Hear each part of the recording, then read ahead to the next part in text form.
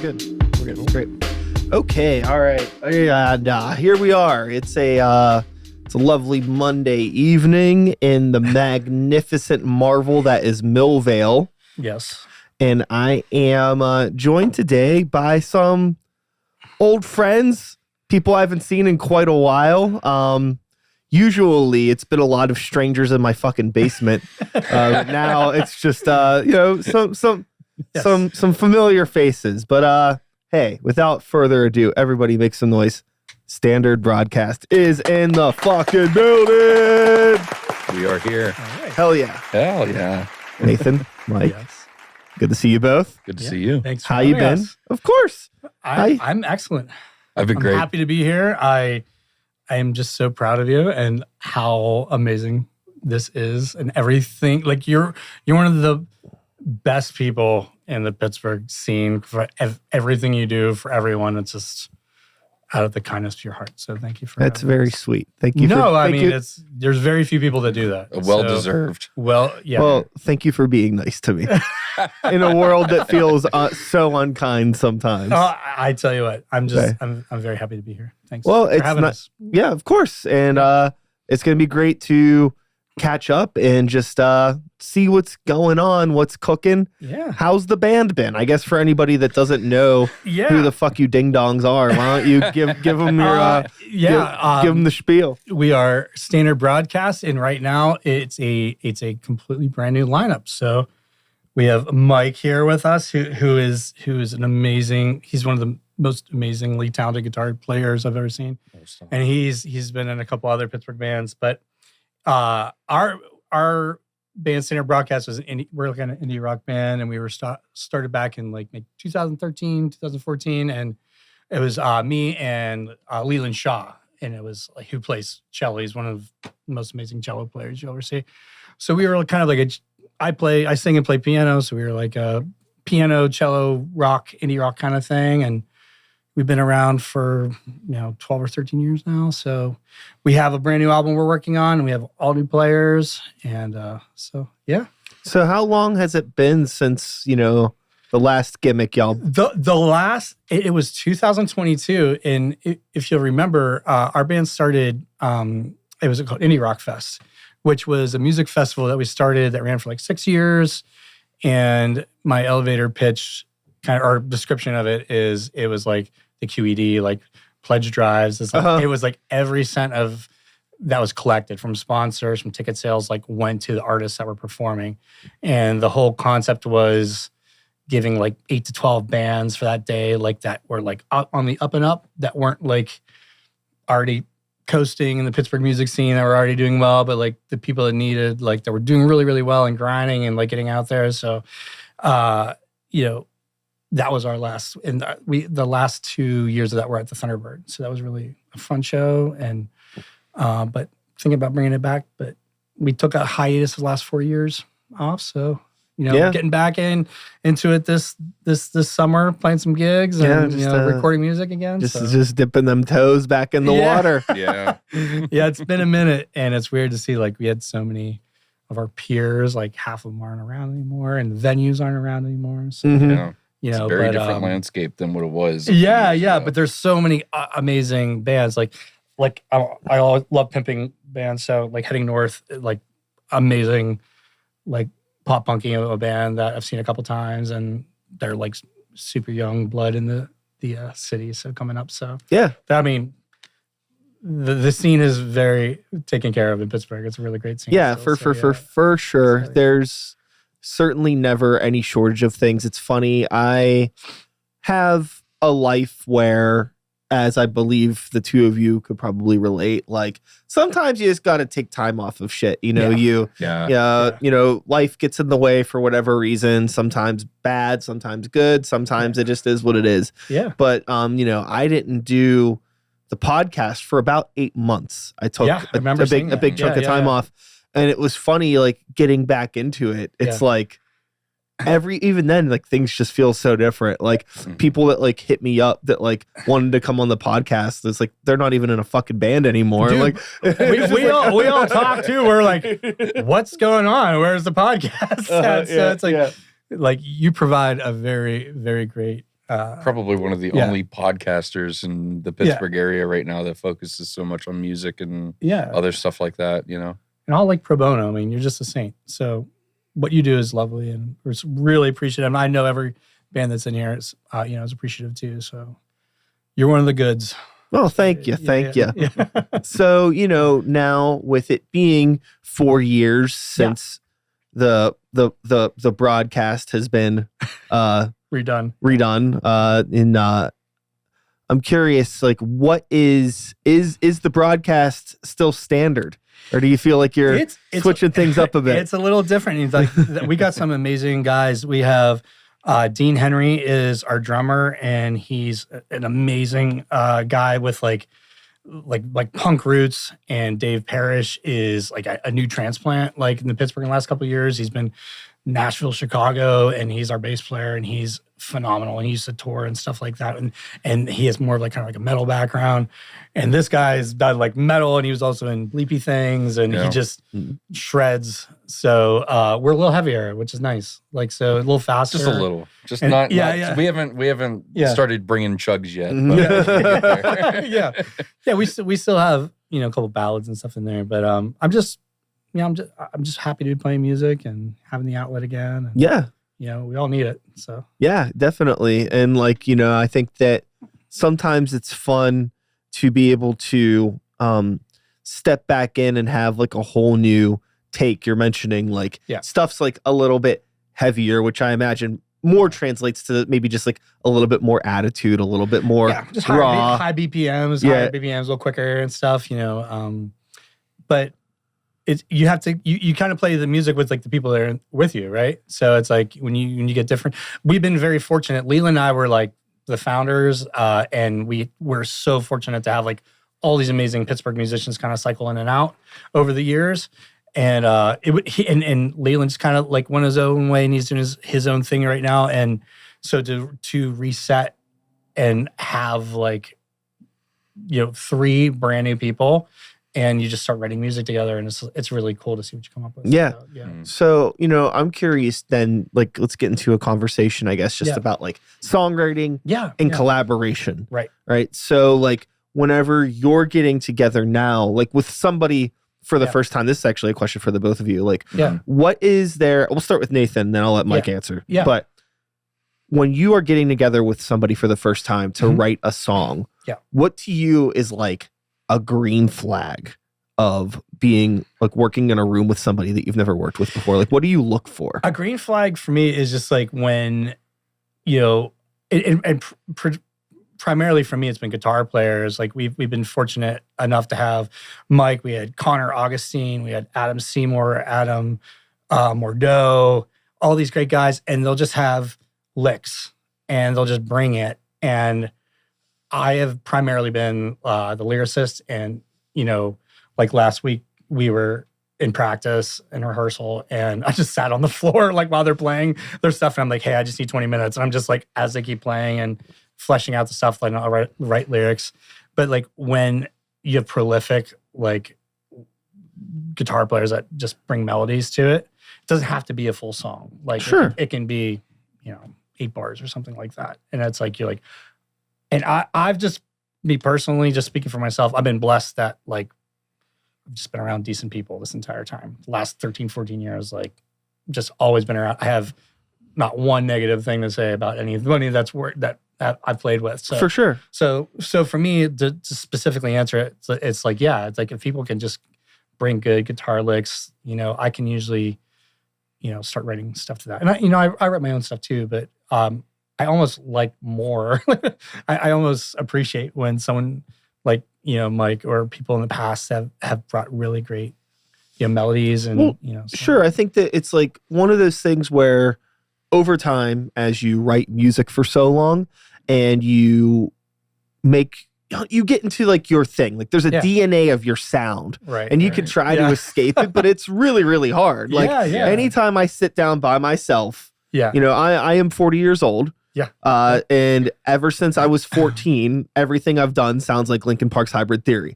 I just can't. That's not a bad thing. I cannot escape it. I can, it's always in there. It might be a little heavier, might be this or that, but I'm a fan of Normal Creatures. But it's in there, and it's like, but the thing that's cool is like being able to work with other people. Because they bring in other stuff that like I would never even try, or I might not even be, just being very honest. Yeah. I'm not even technically capable of having this level of thing. I'm always like the dunce cap in the room, because like everyone else is like, so like I mean I took piano lessons from like kindergarten to 8th grade and then just stopped, and then in college I went to Edinburgh, so there was nothing to do. So I remember like smacking on a piano that was in like the dorm rooms and stuff, and then started playing again. But yeah, like I've been very fortunate to be surrounded by like, amazing talent around me. So I'm always like the one, like, I know chords and things. Well, but yeah, and also too, like in a way, like if there's like that ability. You ever play like those games? Like it'll be like a phone game where they show you like a small piece of a movie poster and you have to guess what the rest of it is. Yeah. Mm-hmm. It's like that with songwriting, right? Where like somebody brings a guitar thing and maybe like, I don't know what to do with this lick, but in your head, you're like, I can kind of see how this builds up, Yeah. I guess that would lead into my green flag, because I think where I stand for my green flags is, what are they contributing to what you're bringing to the rehearsal or practice space, whatever you happen to be in? Because you can be sitting there knacking away on a song, like you said, by yourself for so long, and you have this one scope of how the song should sound or whatever, but when you bring it to a group of 4 guys and they all have their eyes on it and ears to it, and they bring their own influences to it, it turns into something magical. Sure. It's like, we're having a conversation just about like engagement and interest. Right. Yeah. Like it's so easy, I think, sometimes to be that person that's like, well, I'm just here to play what I'm told. Yeah. And those people are useful in some applications. Right. Yeah, for sure. Because like, every once in a while you might not have an idea for a song. And then there will be times where it's like, I have this whole fucking idea. And, composition. Right. But, with that being said, it's like, it is still like a teamwork thing. And absolutely, it always like, it's funny, like the little pet peeves that I have of being in a band are also kind of green flags in a way, where it's like, I don't know, and I don't mean to throw Justin under the bus from Normal Creatures, but I don't know if there's been a band practice in the past like 15 years that I've known him where there hasn't been like some new tone idea or some new pedal. Like every fucking practice, it's like a new thing. Like, I got to try this. It's like, but it's like, the fact that like you care and you're lost in the sauce is actually kind of cool. It's better than somebody that like just doesn't give a shit. Well, I've had to fight that my entire like music career, which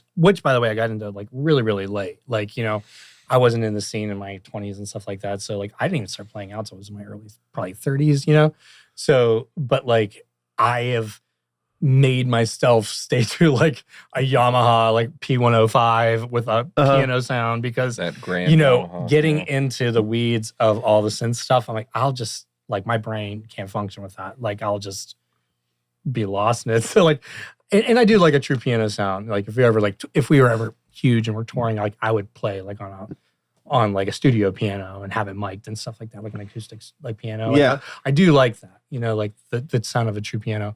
But even like now though, like I've always been behind like a keyboard and stuff, and this is the first opportunity where we're writing songs where I'm just going to be able to like jump out because I'm not needed, because maybe the piano's like not really adding anything to it at that point. So like it's going to be fun to like step out and be like true frontman kind of thing and jump out a little bit. So it's it's so funny, like the fun song and dance of finding instruments that do work well together. Piano and guitar work well together. Yeah. But you are really, if you're trying to like have like a certain sort of like attitude or edge or something, it's like there's a lot of competition in those two instruments against each other, right? Well, he's like I said, he was in Bleepy Things before, and we would play shows, and I've always been a huge fan of his, and because he just shreds, he's ridiculous.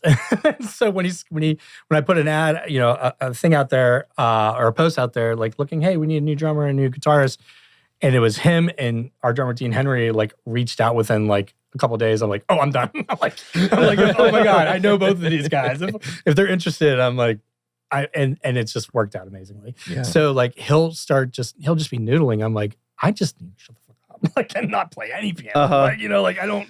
But there's so many things that like that piano brings to the. It fills a little void. Yeah, it feels like that area of soundscape that like just tickles like the inner part of your ear. And sometimes if you don't hear it, like especially like when you play, one of the things where because it's different when you're singing and playing at the same time. Yeah. And so you've already been doing that for so long, and now that I've been joining this band, we've been trying new vocal ideas, especially between the two of us. Yeah. And so it's been great to try different vocal lines, especially with harmonies and everything. So that's awesome. And so, being able to combine both instruments and our voices and to make something that's, different than what standard broadcast was originally, I think is the right way forward.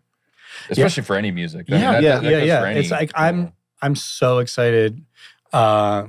And hopefully by the time this airs, we have a new our first single off the new album. It's going to be called 5 More Miles. And that drops May 27th. May 27th, Wednesday, yes. So maybe it'll be a little before, a little after this airs, but that'll be it should be out at by that time. Yeah. So it'll be first time people can kind of hear it. And it's that we led with that one because it's a really good kind of not a compromise, but if you like that sound of it, you'll like all of our new stuff. So it's like the good in between of which is what a single should be. It should be the taste tester for the rest of whatever's coming. Yeah, just really excited about all the stuff we're and like all of our new practices. We're just coming with I've had a backlog of things I wanted to record. And then you get 4 new people together and you're like, oh, I like this better. I don't need to record this. Sure. You have like something like, and maybe they'll end up being B-sides or like singles someday. But like, I'm like, let's just keep writing what we're doing instead of holding on to stuff that you got to capture that magic that's in the room. Because you really, really stand on that business. Yeah.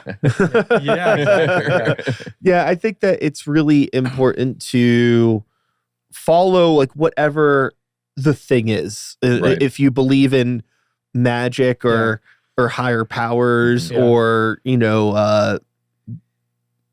whatever, I don't know, whatever it is, right? Musical gods. Musical gods. They come in and the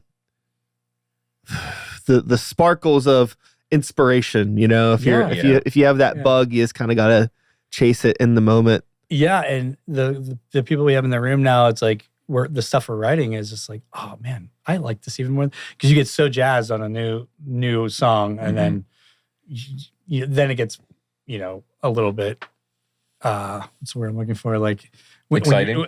Exciting, but you start recording it and you kind of play it to death. Well, that's the toxic thing about being an artist, right? Is like every song that you write, you have like a honeymoon phase with 100% in a way. Yeah. And after a while, it's like, it's not that I don't love you anymore. It's just this I'm is hearing like other things. Exactly. And it's like every song we've been doing, I'm like, oh, I like this one even more. Like so it's good. But that's a good. It's a great problem to have. That's a good thing, and I think that if you're able to do that, that's for me. I don't know. That's kind of like what it's all about. Yeah.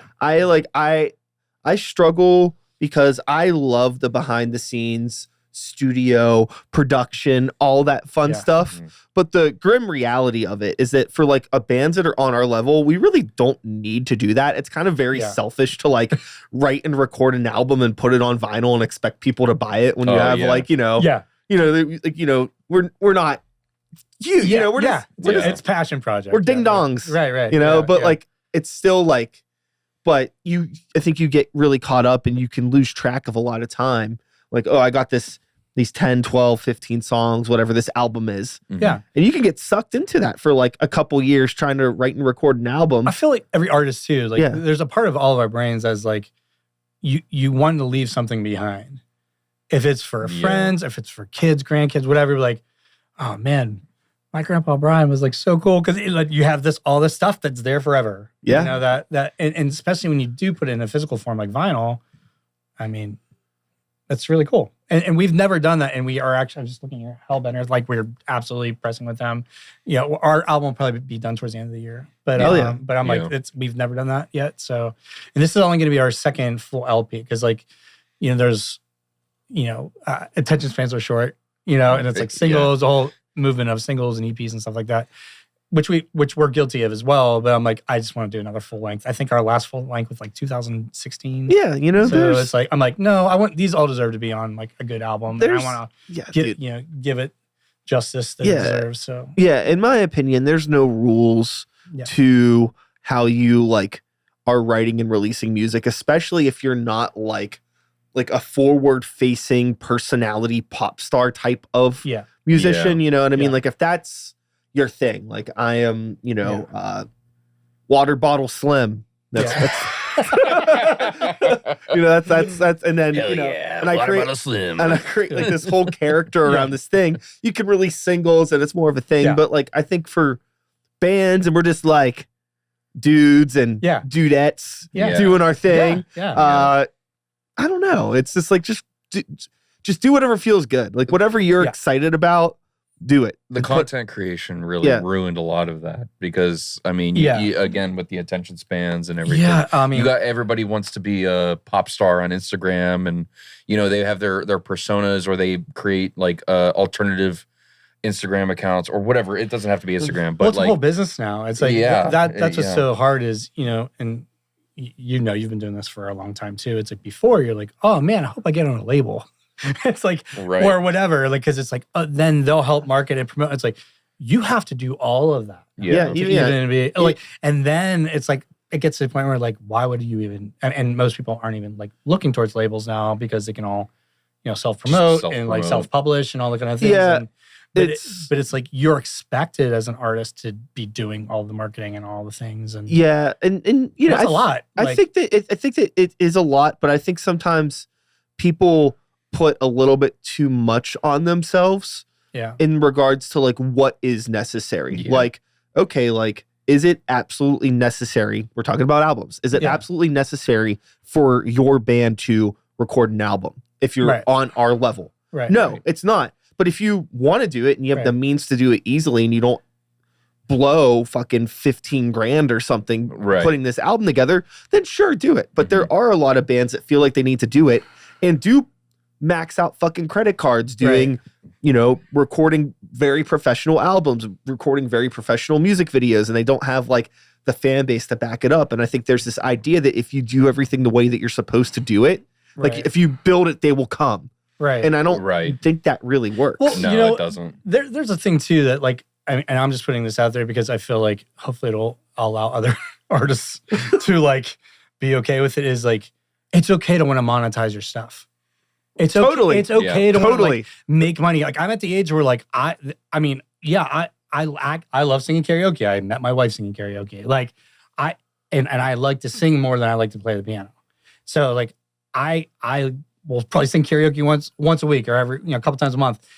But it doesn't fill the bucket of writing music and stuff. And then if you think your music is good enough to be out there, like, then you do have to play the game of the business angle of, you know, trying to get on like real certified playlists and all the promotion and stuff, and do the face, you know, the ad spend and stuff like that.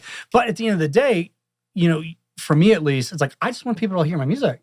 And I think and you know, before it's like, well, you can maybe get on a bunch of college like radio stations, like, you know, and all these things, but because of short attention spans and because it is, this whole industry is a business model, a totally different business model than it was 20 years ago.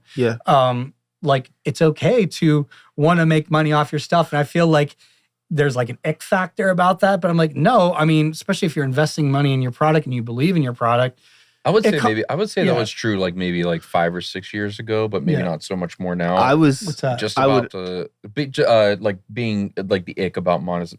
Oh yeah. Because like I was saying before, the content creation of everything that's been happening on social media over since COVID has changed the landscape of like what you're doing musically. And so if you're just looking to release the music just because you're an artist and you're like, I just want people to hear it. It's like, that's great. But if that's the only thing that's driving you, that people are going to see right through that. Yeah. And so No, you have to really care about the music that you're putting out. And that's, and it's a fine line. And I'm only bringing it Yeah. up because we haven't released music in 6 years. I'm like, man, this is like almost a totally different world than it was even 6 years ago. Totally.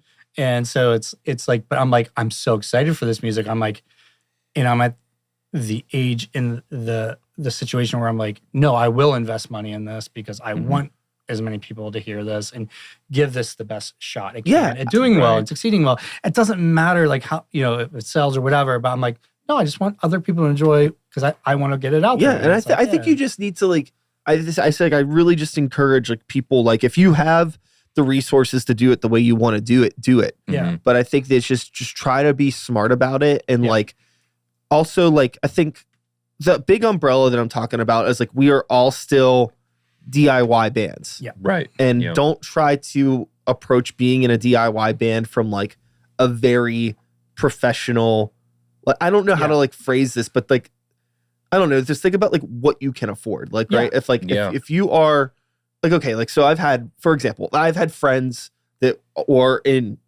peers of mine that have like, oh, we're going to do the thing where the whole band is going to Chicago for a week and we're going to record with somebody that produced a Weezer record. And it's like, why the fuck are you doing that? This person doesn't know you. They probably don't give a fuck at all about your music. You're spending way too much fucking money. That's lodging and travel. And and it's like, and then at the end of the day, you get this product that, you may or may not sucks. Like.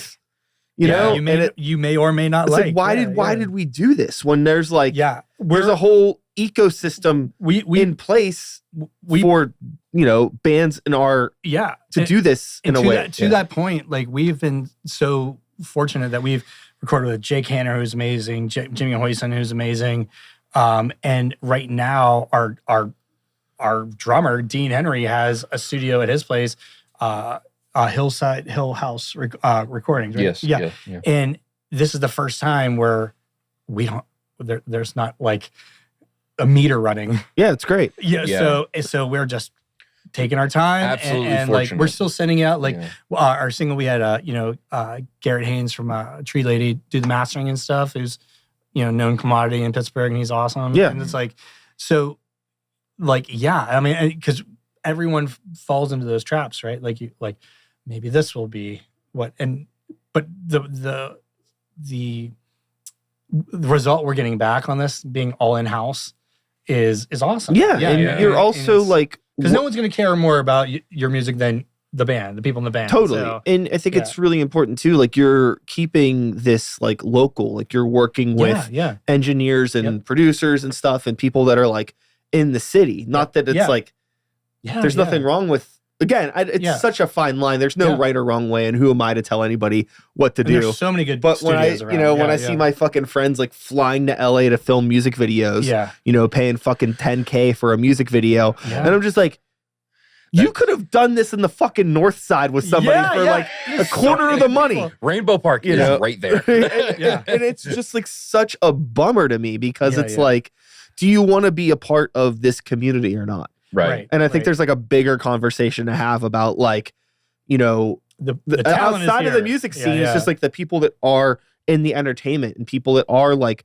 there's designers. And it's like, I know a lot of people that will like just go online and go on like Fiverr, or maybe even now you have like, all the AI stuff instead of just being like, there's somebody that's, that could use your that little bit of money for work, and now you're part of something. There's recording engineers, there's music video people, there's like in regards to like getting your merchandise printed, there's like I mean getting your fucking records made locally, now, all that stuff. Like you can be a DIY band and have a very professional product that is like 1000% manufactured and made in Pittsburgh in our economy, and it really will help.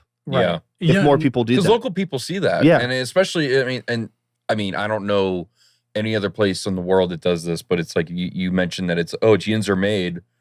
You got Pittsburghers on your side immediately. I mean, it's the local just support is just crazy around here. Yeah, and the fact that like we're not known as a music city, you know, like Nashville, you know, New York, you know, like LA kind of stuff. I think we're better off for it. No, we are. Yeah. We are. But, Yeah. but what happens is the psychology around that, in my opinion, is like you get all of these amazing bands and people, and they're just like, I think I'm pretty good. I'm like, man, you're fucking really good. Like you're really, really good. But if you don't get out of Pittsburgh and see like, or at least put in the effort other to go areas around and be like, Pittsburgh. you know, I think there's this like underlying insecurity of a lot of the bands and people in the Pittsburgh music scene. Like they don't want to be like too good or they're afraid their stuff's not good enough or not. I'm like, man, there's so many talented people. That's also an experience on their part too. Yeah. I mean, you can't force the experience onto them either. No, but people, like to your point, they'll leave and go somewhere else, you know, to shoot a music video or like maybe to like take their band like for a year and like try going somewhere. Well, yeah, and you sure. come back and it's like, it's not even like a small, you know, big fish in a small pond. It's just like the fish in this pond are really, really good. Yeah. Like it's concentrated, I think. Yeah, there's. Yeah. So I mean, many big fish. A good thing about the Pittsburgh music scene is there's no like real social ladder to climb, Mhm. which I think keeps everybody like pretty real. Yeah. Yeah. But with that being said, if you are a band that is trying to get to that next level where you're going to be more of a national act, then I think it's going to happen naturally. There will just be one day when you realize like, oh shit, we haven't played Pittsburgh in 6 months because we've been on the road. Mhm. Yeah. You know, you're not going to force it to happen. I mean, outside of the fact that you need to book the shows and put effort in, but I think it'll naturally build. And then the next thing you know, it's like, oh shit, we're filming a music video in Nashville because we're here. We're going to be doing that for the first time. It's like for the last 12 or 13 years, like we've just never played outside of Pittsburgh. And I'm like, I've literally played other than like Stage AE or like a bigger, huge stage. Like we've played all the stages and stages don't exist anymore. Yeah. And not that, I mean, we're still going to keep playing here, but I'm like, no, we just have to be proactive and just like, all right, let's do a Cleveland, Chicago tour, like just a weekender or something like that and get out because you have to do the legwork. Like no one's,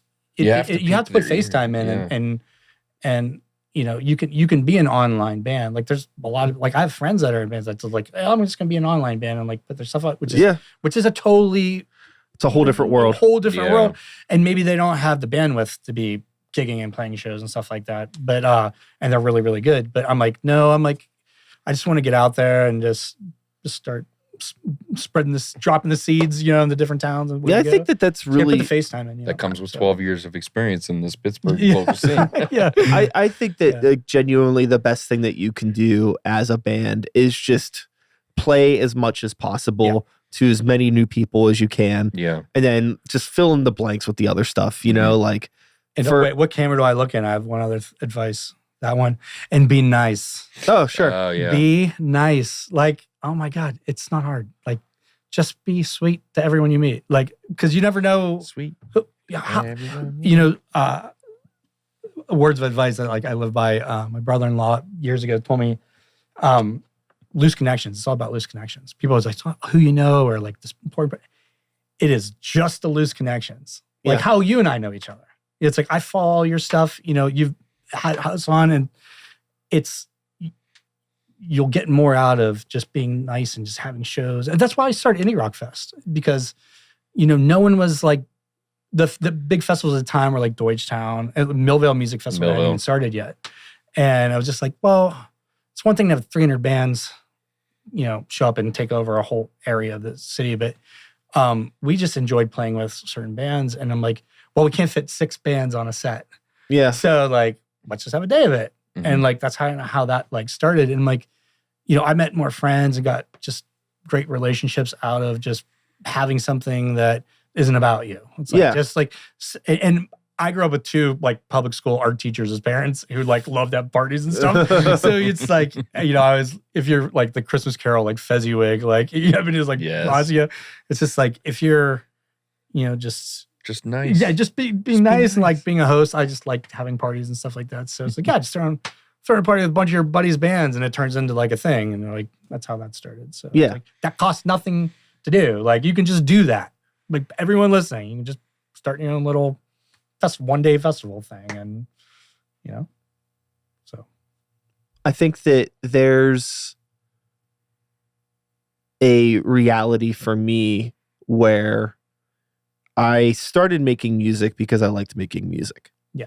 But the only reason I think I started like putting it out there and playing shows wasn't like an ego-driven thing. It was because I wanted to meet other people that also Yeah. were making music. Yeah. So Right. for me, it's like community is like kind of like the biggest thing. Yeah. It's 100%. almost like Yeah. it's like I almost feel like my like creative contributions are just like the it's like the dish I bring to the potluck Yeah. and just like put it on the table. Yeah.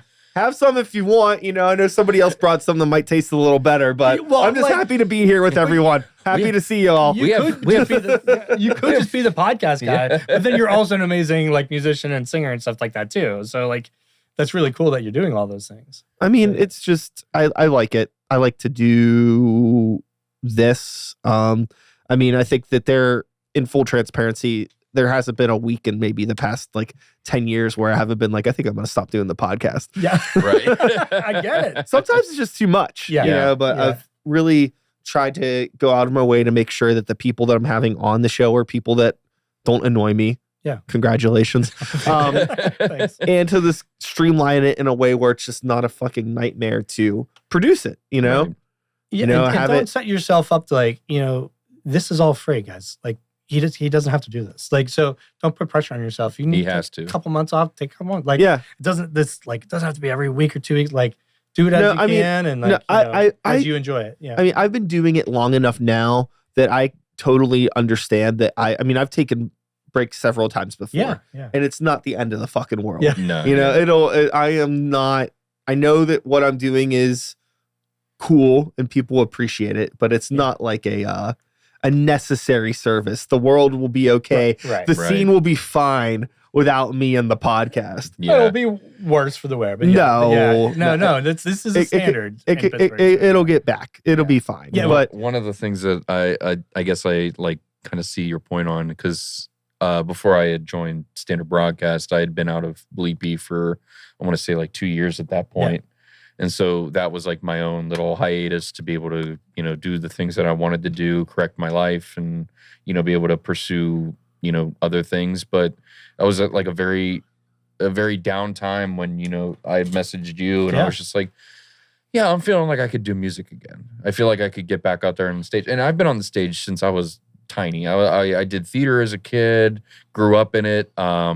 And then eventually, whenever I did start, getting good enough at the guitar where I had cover bands asking me to, just come fill in for a few songs. I ended up playing the hard rock when I was like 18. And Nice. it was like, Yeah. it was great little things to get indoctrinated with. But I hadn't stopped since then. And so it was Sure. nice to be able to sit there and go, oh, I don't have to worry about the music. I don't have to worry about, putting something else out. And it's nice, but I tell you that itch comes back real fast. oh, for and sure. so it's like Yeah. once you get a little bit of the taste, like we had a few recording sessions here, or not Yeah. recording, but just Yeah. even just the practice sessions that we would have, it would be like, Yeah. oh, I can't wait to play again. there's licks Yeah. there that he's starting to make lyrics to, and it turns into a whole song, and then now we're recording that for a Tracking new those. album. Yeah. And it was amazing how fast things just had started moving. And now that we've gotten to this point where we're sitting on a podcast talking about new music coming out, I'm like, Yeah. where did the time go? Yeah. Um, Yeah, we're just happy to be here. yeah, definitely. And I think that it's sometimes those what is it, the absence makes the heart grow fonder, Yes. as they say. Yes. There's absolutely. definitely truth to that. Yeah, and maybe sometimes it's good, whether it's intentional or not, to take that step back from everything. Yeah. I mean, the most recent break from the podcast was great for, there was a good like 3-4 months where because I had moved out of where I was recording the podcast before. Yeah. So I couldn't do an episode if I wanted to. Like everything is like, everything's in different boxes, cables and microphones, tables disassembled. Well, I think this is the nicest setup you've had. So. Oh, thank you. Yeah. I It's will lovely. I will agree. I'm very happy with the Yes. setup. Yeah, this is very great. Um, Yes. but to the point of the setup, Yeah. I was like, okay, I got to figure out, like, I think I could do a setup in the basement. Yeah. How can I do this? And I started like brainstorming how I was going to lay it out. And then like once like it clicked, it was like full force. Like I had this whole things, it's all framing. Oh it's yeah, like, just like basically just spent like a whole week like yeah. just getting it all together, and like all of the cabling is wired up through the ceiling for the TVs. I had no and idea that this was in your basement. Yeah. I thought someone was yeah. So like everything is very, it's a little haphazard. It looks good on camera. You can see a little bit of the chaos up There's in some bodies in the up in the floor corner up there. But yeah, we are in a Millvale basement right now. But when the camera's on me like this, you can't really tell. I just look like I'm on a cool set. Yeah, in a professional studio. 100%. Yeah. So speaking of Millvale, are you guys playing next week? No, we are not. Great. No. We have somehow gotten passed over the last 3 or 4 years. So we knew. Yeah. Oh, sorry to hear. It's honestly fine. I mean, when we heard the news, when we saw like the lineup starting to like trickle out and we haven't heard anything, we were like, probably not going to be on it. And then this guy, I put on post because it was just like, at one point I was even on the like board helping like pick. I'm from here. Yeah, I'm from Shaler. I'm like, and I mean, we're not anything huge or anything, but we especially been on right now, the X and DVE and YEP, like but we've done the gamut here. So, but we had to kind of reel him back and just kind of be like, hey, buddy, like it's all there's right. 300 bands, like you're not in the 300.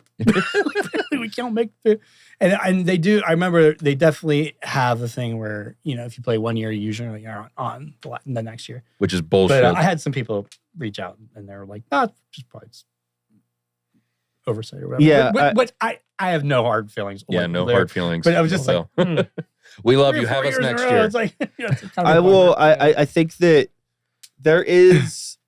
It's a great festival, though. It is. Yeah, it is great. Fantastic. And I love going here. That's why we're bummed out. My professional opinion Yeah. for everyone, regardless of if you're trying to play a festival or a show or anything, it is get to know your promoters. Yes.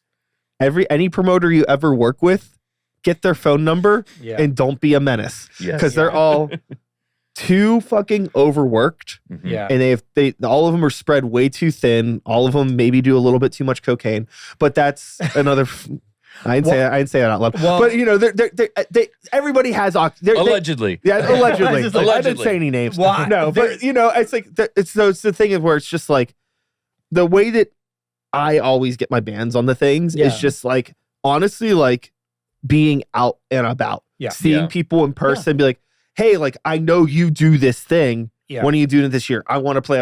Oh, for sure. I got you. Then I'll send the email. Oh, remember you said that we're just following up. Send the text, just following up. And like, you shouldn't have to do that. It should be as simple as like, sure, you fill out the little submission form. Yeah. And maybe that works for some people, but I fully condone these people sign up for this. I think a lot of for our band is, you make all those relationships and then you step out of the game for 4 or 5 years.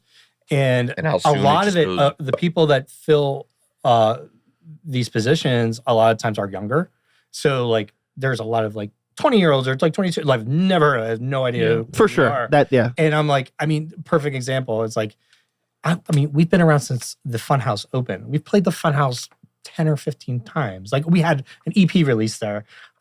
And you reach out to them and they're like, we're a 200-person thing now. You might want to try a different thing. I'm like, I know like who's booking it before. Yeah. Right. I'm like, and you can't get mad because like they don't know us anymore.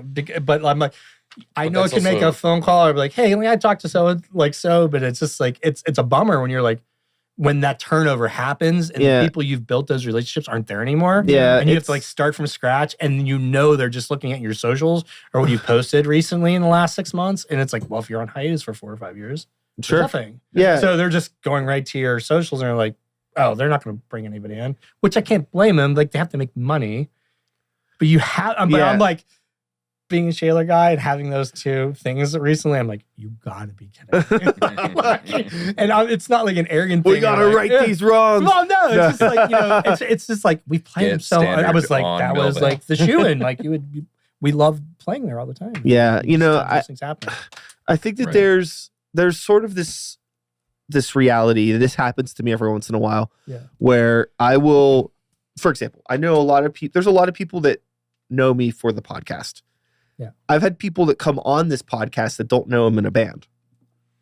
They have no idea. Oh, Wow. There's people that like, you know, I go to the bar Brian all the Walker time. and My I, like my yeah. like usual haunt that I go to, Yeah. and like people that I've been talking to, you know, Yeah. twice a week for a year that are just like, oh, you're in a band? Yeah. And that's my fault that they Yeah. don't know I'm in a band. Yeah. So that's the thing, is like, it's just kind of like, okay, like if these promoter people or these booking people don't know who I am, Yeah. I'm not going to be like, oh, they just don't know what's going on. Be like, I'm not doing enough. I'm not being annoying Right. enough. I'm Yeah. not being loud enough. Yeah. So, because I have a bad, I was clutching my pearls. I was like, oh, Yeah. I have a bad habit of being Yeah. a little bit like, I think, too modest. And I'm not the type of person that's going to be like, Yeah. you know, oh, you should check out my band and blah, Yeah. blah, blah, blah, blah. Right. Well, I'm But the then same way. if nobody knows you're in a fucking band, that's a problem. Right. Yeah. Like, I don't want to talk about it, but you should know. Right. And it's yeah. like, why am I mad at you now for me not telling you a thing? Yeah. And like my whole thing is like sometimes I feel I get like self-conscious, like they don't want to hear it. And like I'm Oh, like, for oh, sure. like, Yeah. oh, it's just another music project that you're doing. And it's like, no, this is something I'm very dedicated to and very, well, and you know. yeah, and I've always prided myself on being like it used to be in our like on our on our socials, like our description of the bands is like, we're nice, you'll like us. It's like, Yeah. I enjoy. I'm just a friendly person anyway, but like I was always super respectful for all the with the venues and you know the promoters and everything like that. So you know when we're reaching back out to play stuff and you just don't know anybody anymore and you're starting from scratch again, it's like it's such a bummer. Like because they don't know me. It's like you said, it's like it's not their fault. They don't know Right. who the F we are. It's Yeah. like, But you know, that it's like, also yeah. comes with the 4 years being away too. Yeah, you know, 'cause it's you have- huge. Yeah. It's a whole new generation of people, even though you all might your, not feel all like your it, peers you know? are like half the peers are gone. Yeah. Like you know their projects aren't around anymore. And it's funny because like Yeah. I'm such a fucking hypocrite too, because there'll be times that I'll be in the same fucking bar. Yeah. And I'm like actively trying to avoid somebody because I know they're gonna ask me about something like, hey, I want to come on the podcast, or Yeah. hey, what's this? Yeah. And I'm like, I'm not even I'm not in work mode right now. yeah, yeah. So yeah. it's like I like not being recognized, but then when I'm not known, then I Yeah. feel bad. It's like, yeah. you can't fucking please me. Nah. A diva, you know? God. I don't know. It's It's a double-edged sword. totally. I'm just happy to be here. That's all. Aren't we all? I mean, I'm just happy that we're part of the scene here because it's such a great scene, and I can't wait to share the music that we have coming out. Yeah. So I think it's the best stuff we've had so far. So, and if it wasn't, you know, like I don't need to be doing this. Like I got tons of stuff. Like I got wife and kids and all that kind of stuff, and it's the creative outlet for it. And if it wasn't so much fun, and if I wasn't so like super jazzed about the music, like I wouldn't be here. But like you keep putting yourself in rooms with like really talented people, and you're like, man, this is so awesome. Like Yeah. this costs nothing to do. Like Yeah. this is free. So That We even use- goes. That even ties Yeah. back into the green flags, because Yeah, there's a lot yeah. of times that, you know, it'll just be, you know, we'll just be jamming and it'll be like, is that a song already? I'm like, no, it's not. It's Yeah. just I'm just noodling like we're whatever. like, and it's like a song And in the you next see practice. his like, eyes light up, and then I'm like, grabs the that's not a notepad. cover, right? You know? Because you never know. It's like he's like, no, I wrote that. I'm like, yes. Yeah, and he's just like, wait, we have new music. We can do give this. me 20 minutes. But yeah, no, you know, you're an artist. You get it. Yeah, totally. I think that there's been more than one occasion where there's on the Normal Creatures record, there's a song that is called The Thing. And on that song, Evan plays this really weird guitar solo. And it's funny because the way that we write is we do a lot of like sitting down in front of a computer, laying things out. Okay. And sometimes like people will record ideas on their own and send it over Dropbox, just so like whenever we get into a room in person, we kind of have like an idea of like what we're going to be trying to hash out. Right. Okay. Yeah. And Evan had like sent over this thing for this idea in this song where he was just doing this weird little weedly thing. Mm-hmm. And like I get this, he's like, hey, I'm sending over the file now. And he was coming over. He's like, I recorded this at my place. sending it over, and like I'll be over in a bit. So me and the bass player are already there. Download it, put it in the file with everything, and like we're like, what is this? This is really weird. This is so cool. Get there and like, dude, this is like awesome. Yeah. And he's like, oh, like that was just me like warming up. I meant to delete that. The part is like down the road. I'm like, this is the fucking song now. I'm like, this is in the song now. Yeah. This is happening. There's been I'll get random messages from him at like 11:30 on a Saturday. Yep. He's like, I got some. I'm like, oh, he's having some whiskey and this is really good. Yep. Like, There's a little bit of whiskey and a little bit of boof, and we're going on. yeah. And it typically turns into something great. So It's usually just voice metal. if you're not having fun doing it, Yeah. it's like go find people that you'll have fun doing it with. Because Yeah, I mean, they're out there. Like there's don't You have to get have beholden people.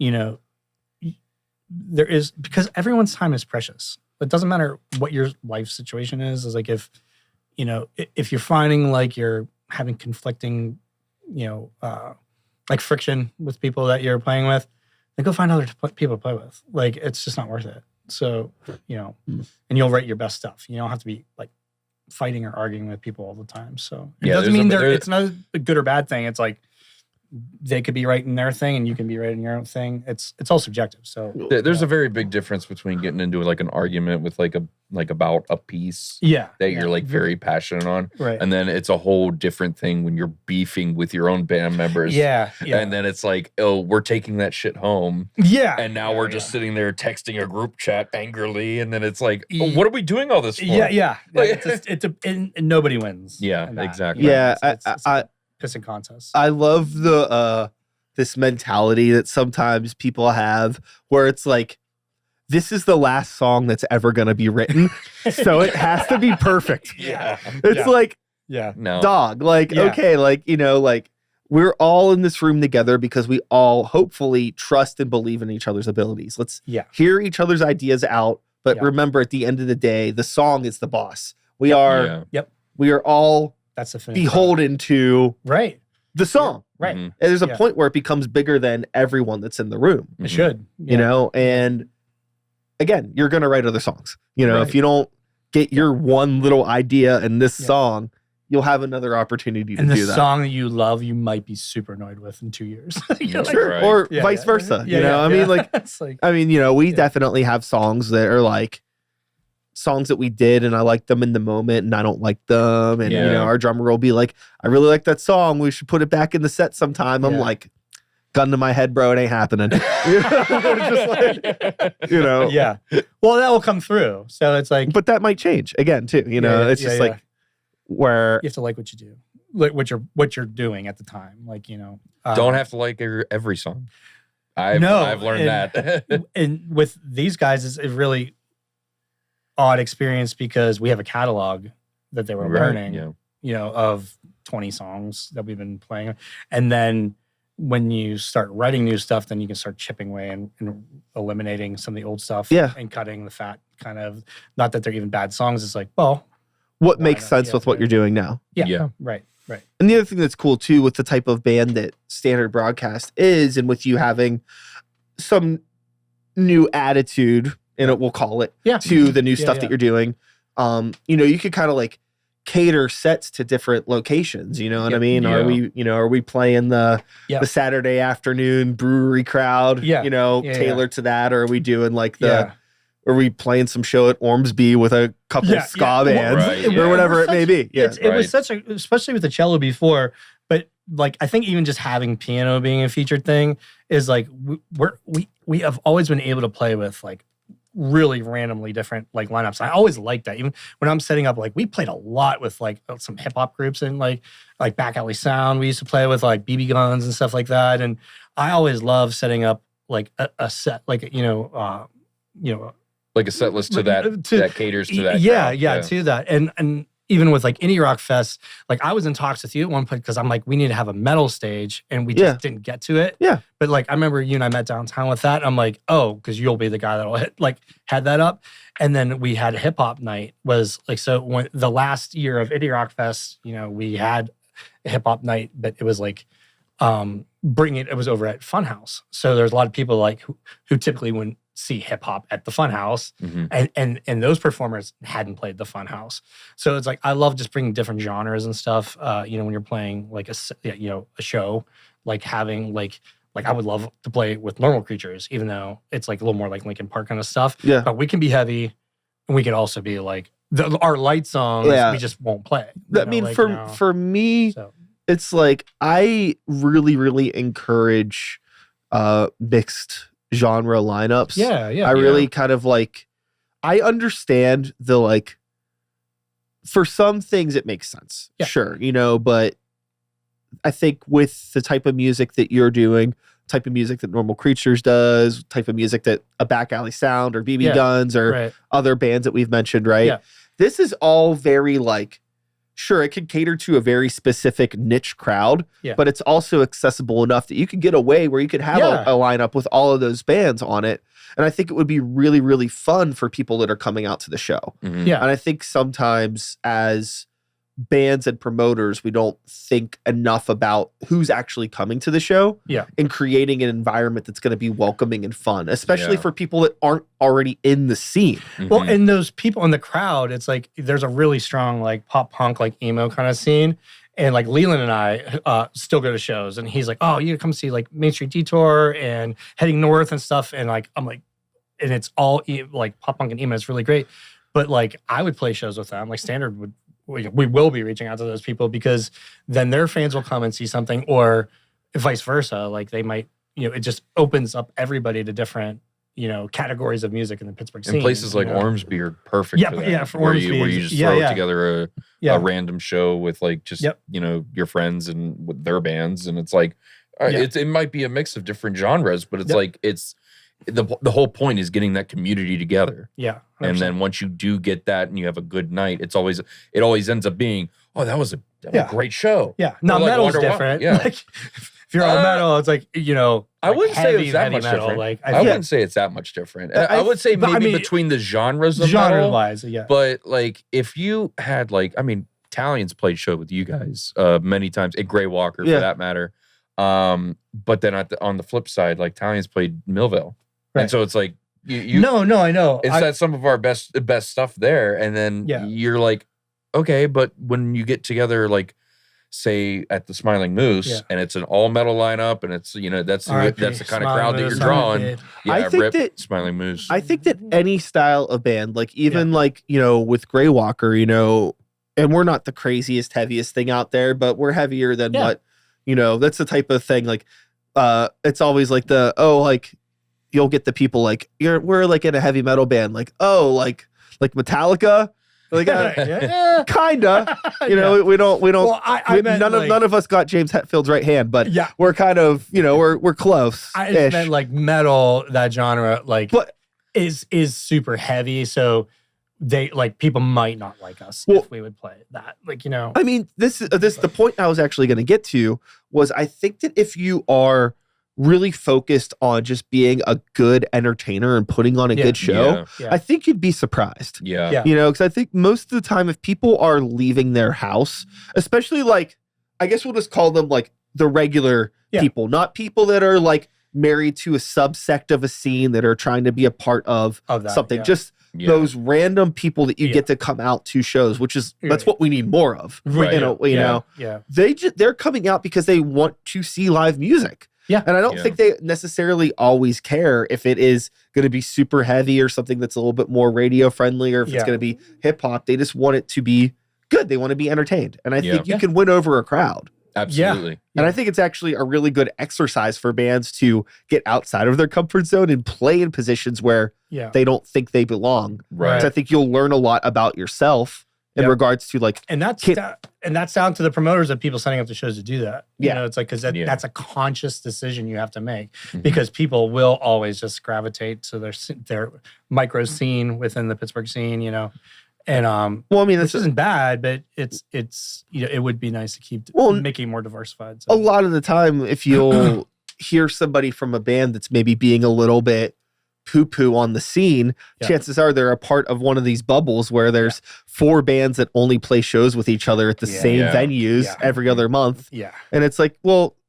I mean, all these bands might be good, but I saw you at the Rock Room last month. I ain't coming back. Yeah, exactly. Right. I got a twice a year quota on my Rock Room visitation. Okay, Yeah. I'm not going more than twice. That's even a lot. Yeah. For me personally, nothing Yeah. against the venue. You know, it's just, no. I got other places to be. Yeah, Right. Yeah. You know.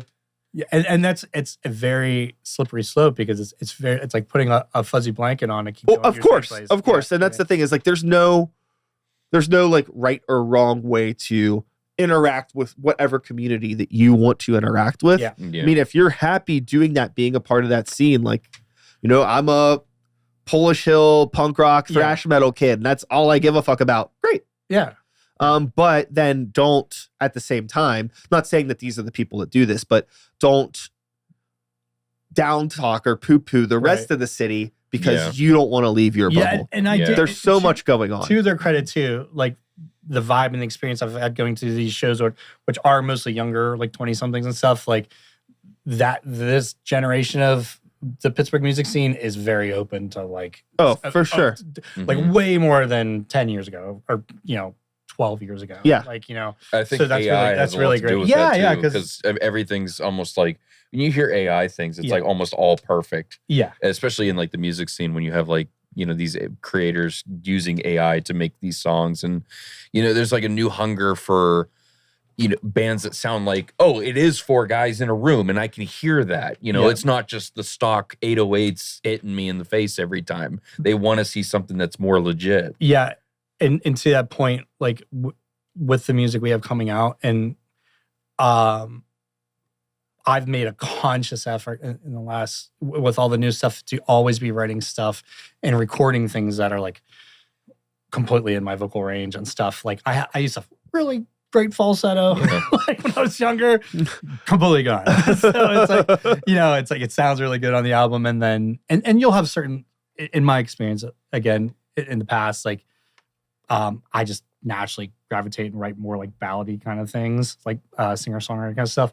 And then those don't go over well, like live. So like know your stuff, like what makes so I'm just saying it's like all the people out there that are like growing as musicians, it's like great to reflect on like what's working, what's not working.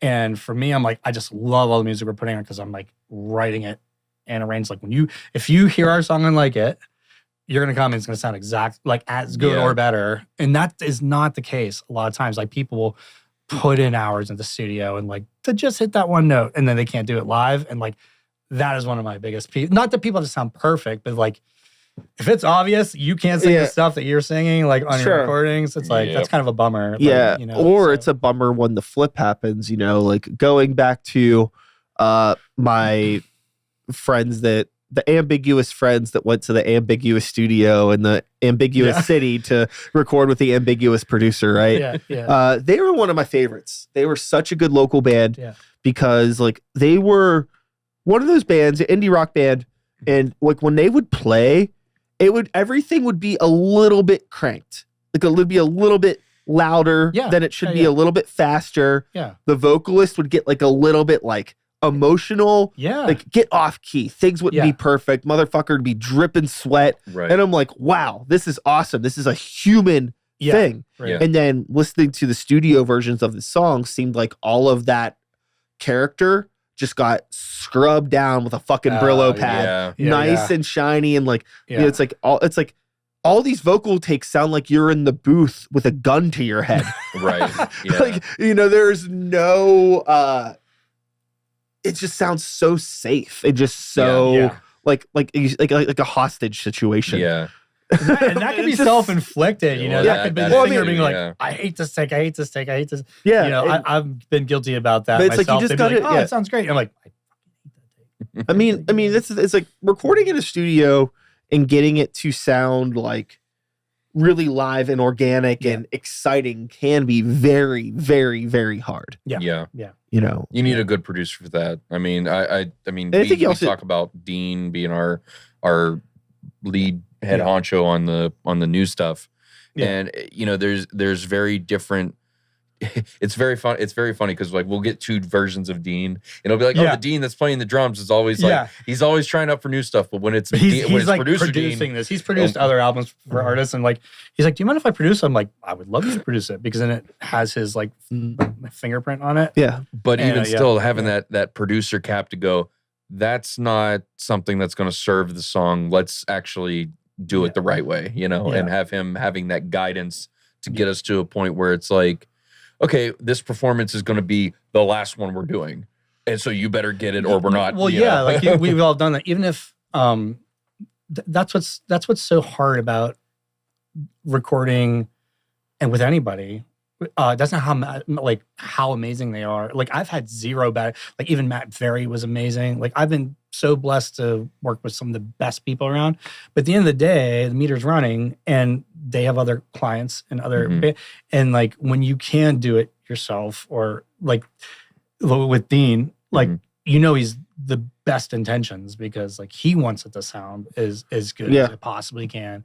So I've never had this experience before where we're be able to do like multiple, whole album like without that happening, and it's just been lovely. And I find myself slipping back into like, we need to get this done and like get something out, and I'm like, you just don't. Like just take your time and just make sure it's the best it can be and be at peace with it. Like, and you have to make sure like all your people are at peace with it, not like he's happy with it and I'm not, and make sure your people are like everyone loves their get the 4 thumbs ups. Yeah, and that's just really, really important. Yeah. So you do have a new song that is technically coming out, but I believe is now out since we have time traveled. Oh, yes. We have time travel.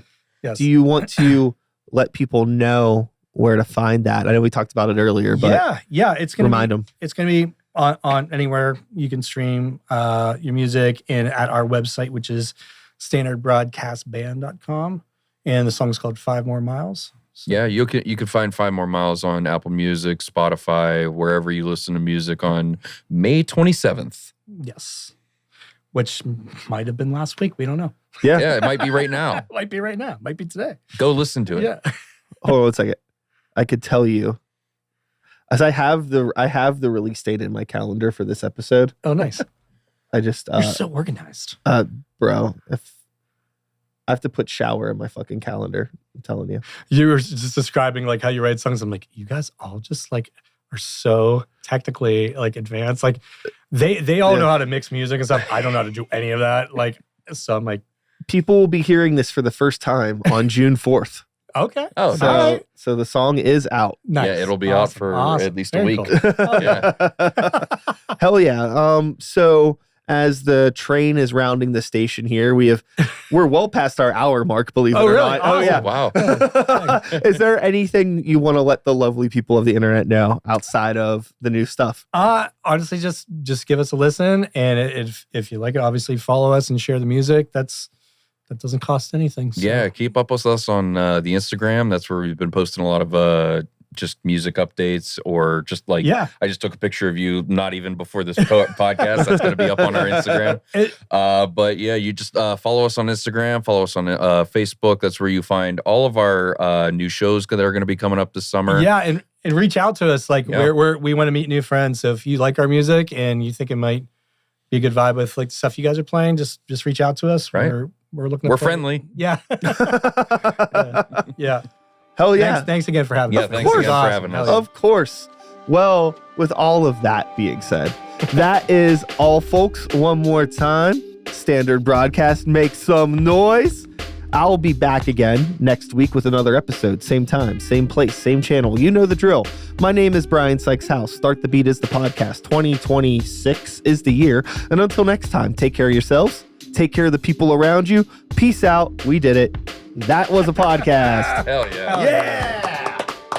Thank you so much, dude. That was awesome.